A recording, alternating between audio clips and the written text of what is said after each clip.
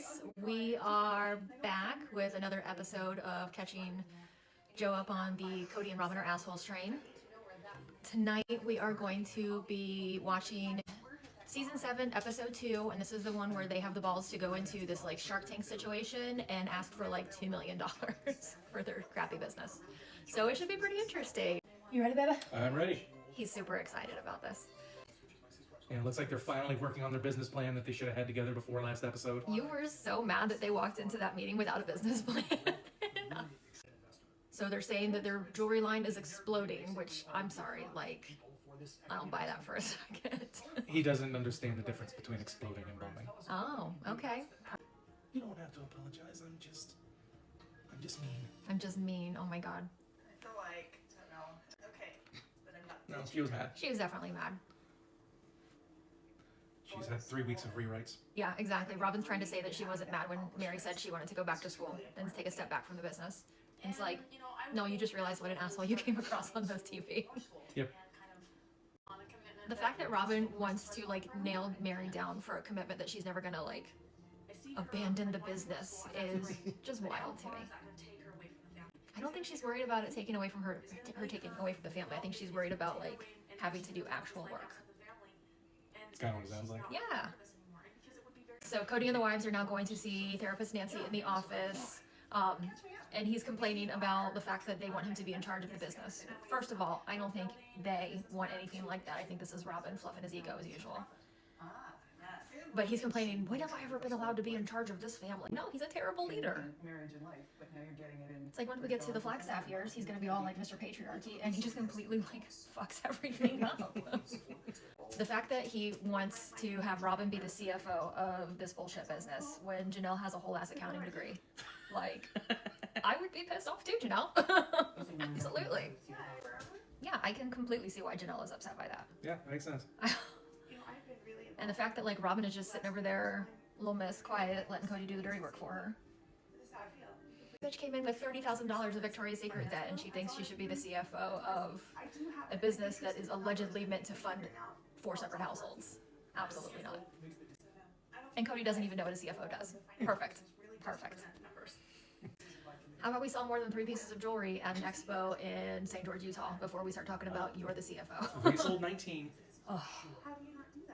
Yes, they sold 19. I'm so sorry. He's paying attention now, apparently. Cody is complaining that he doesn't feel like he has the ability to make decisions ever. Well, it's because you've been doing it by committee for the previous 20 plus years. Yeah, he's kind of farmed that out. Yeah. That's a him problem. It is a harm problem. You told your 2 wives to work it out on going to work.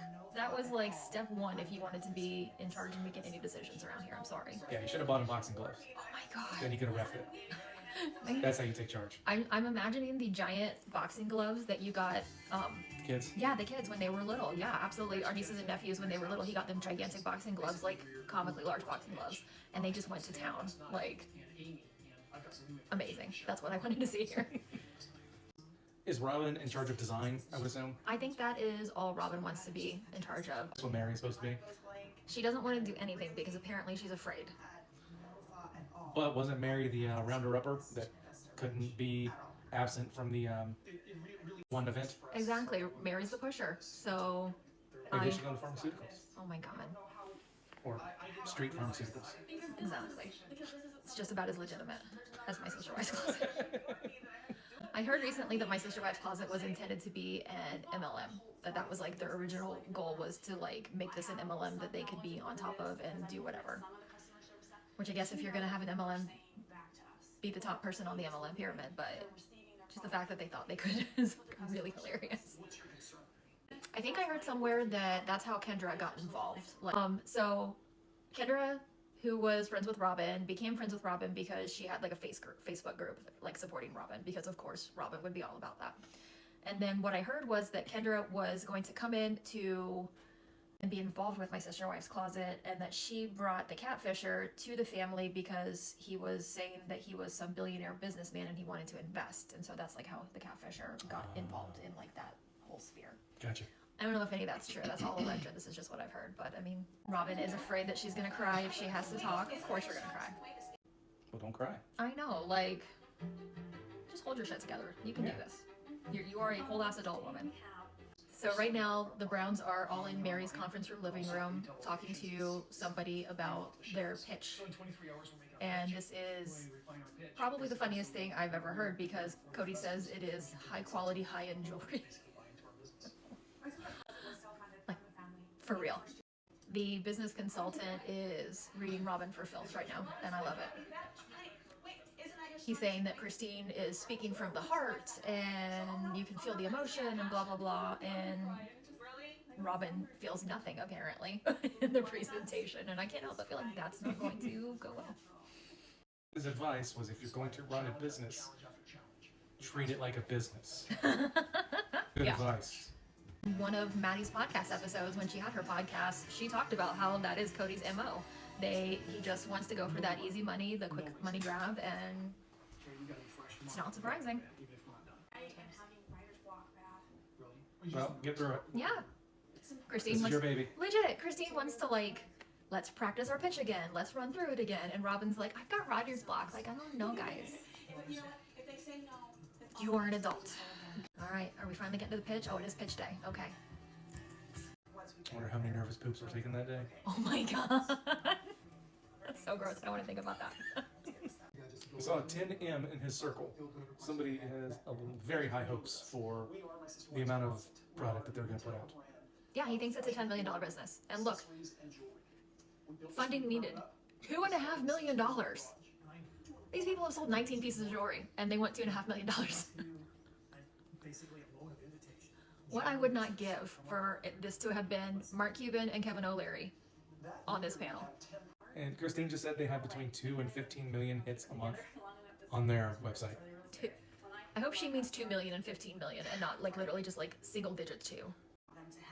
Mary just said that the customer experience has always been very important, and I feel like Robin took that to heart because recently, as a couple of years ago, Mary was starting emails about my sister wife's closet stuff that was not getting fulfilled, and she would then have to email Robin and be like, "Hey, this is your business. Remember? Can you look into this?" It's the fact that like Janelle said that in 3 years they were going to sell $3.3 million worth of product. Like, don't know where she got that either, but in 3 years, I'm going to sell 3.3, but I'm asking you for 2.5 right now?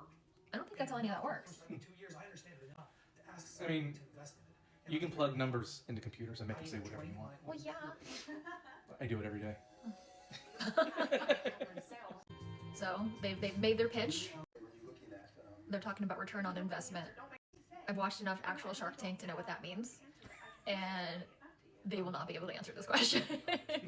The one lady on the VC side, Literally the one lady. Yeah, the one lady says, I need to know what's going on in your fabulous marketing plan if you had 15 million people come to your website in 1 month and only made 500 sales. Thank you. I mean, the sales aren't that great. That's a problem. Yes, it's a problem, Christine, because No, it was marketing astronomical. is not your problem if you've got that kind of drive. Exactly. If you have a shitty product. Exactly. And nobody wants. And it's so expensive. They want to make more pieces, and that's part of what they're going to do with this money. But like the pieces you have right now are not selling. Yeah. You don't need to make more pieces. We just said this is 2 years into the business, and we are still not selling anything. Cody's so optimistic. He's like, it was like a job interview, and I think we hit it out of the park. And Janelle's like, oh, I don't think so. The 1 or 2 good pieces they never kept in stock. It's metal. Melt it down and turn it into the shit that sells. Well, we know Cody has expertise in melting down different metals. All right, so that is the end of that episode. Whew. What do you think of this episode, babe? Slightly infuriating. I was hoping that you would have that reaction. Was there anything you think that they could have done in that meeting to make it go better? Spoiler, they don't get $2.5 million. Do they get anything? I think that they are told that they will give them a little bit of money. It never actually gets funded. Whatever they do say they're going to give them, I think they just kind of like threw like a little like piddly number out there to save face for the show for them, but it never got funded, whatever they said they were going to. If nothing changed prior to them going in and they went into that meeting with exactly what they entered with, Yes. no. Okay. There's nothing they could have done. Everything, their preparation was terrible. Yeah. Robin being unable to, or unwilling to basically cram the night before, Yeah. or at least the way it was portrayed. Yeah. Okay. I tend to think her laziness is pretty accurate. Though. Especially with this being her baby. That's unacceptable. This is like her whole personality right now. They want to push Cody to being the head honcho here. I don't care what anybody wants to push Cody to front. It's like, this is Robin's idea. She's in charge. Unless she wants to put everybody on salary. I think I said from day one that this is my sister wife's closet, not my sister wife's show closet. Yes. And Cody should have nothing to do with this. He should be selling his pew-pews or whatever word I'm allowed to say on Exactly. this. She came in with a fully formed idea that I'm gonna make my little Scooby-Doo jewelry and you guys can do all the work for me, and that's as far as it ever went for her, I think. At least if it was Scooby-Doo, they could have sold to some kids. I think at this point the favoritism was starting to become so obvious that they just couldn't ignore it, and that's why no one was shutting her down. Because they don't want to lose favor with Cody. I don't know. I don't think that they could have gone in there and done anything any better, because nobody really wanted to do this stupid ass business outside of Robin. Right. I don't even think that like Cody really wanted to do this business. I think he was just humoring his favorite wife. They should have had their roles defined much, much earlier. And if somebody didn't want to be a part of it, then not only should they have not been forced to do it, they should have been forced out of it, because that's just wasting energy. True. All right. Well, I think that's all that we've got for this episode. We'll be back next Monday. Same time, same channel. And this is Season 8, Episode 1, Dayton's Surgery. All right. Thanks, guys. We appreciate all of you. Thanks for all the likes, shares, everything. Love you. Means the world to us that you show up with us every week. And we appreciate you. We'll see you guys next week. Thanks, everyone. Be safe Bye. out there.